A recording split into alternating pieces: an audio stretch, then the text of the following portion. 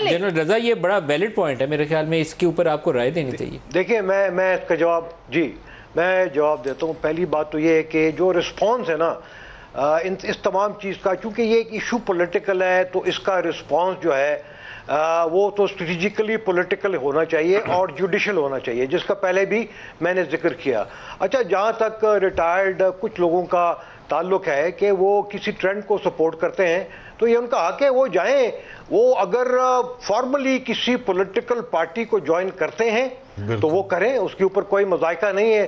जो लोग रिटायर होते हैं 2 से 3 साल जो है वो पॉलिटिक्स को ज्वाइन नहीं कर सकते, और ऐसे लोग जो कि उसके बाद जो है वो कर सकते हैं, लेकिन फिर भी उनको ये इजाज़त नहीं होती कि आईन पाकिस्तान के मुताबिक वो किसी भी स्टेट इंस्टीट्यूशन के, पर्टिकुलरली अपने इंस्टीट्यूशन को बदनाम करें और बगैर किसी सबूत के करें।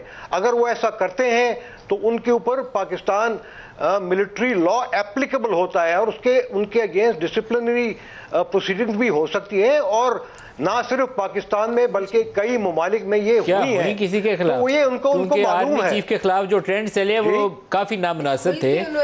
आर्मी चीफ के ऊपर जो ट्रेंड चले या कुछ ऐसी चीजें चलाई गई वो नामुनासिब थी। तो क्या कुछ ऐसे ऑफिसर्स आपके हैं रिटायर्ड जिनके खिलाफ कार्रवाई की गई हो? खुल के प्रेस कॉन्फ्रेंस करते रहे।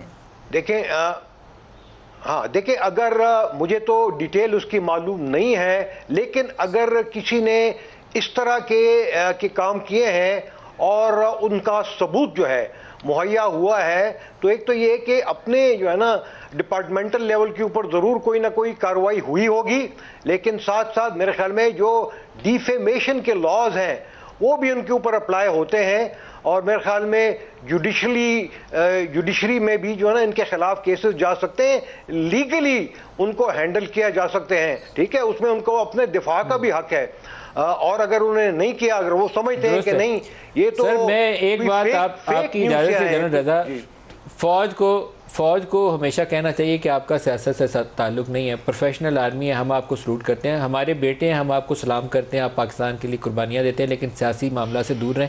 लेकिन उनकी हुब्बुल वतनी को क्वेश्चन करना और फौज के अंदर फूट डलवाना ये खिदमत नहीं है।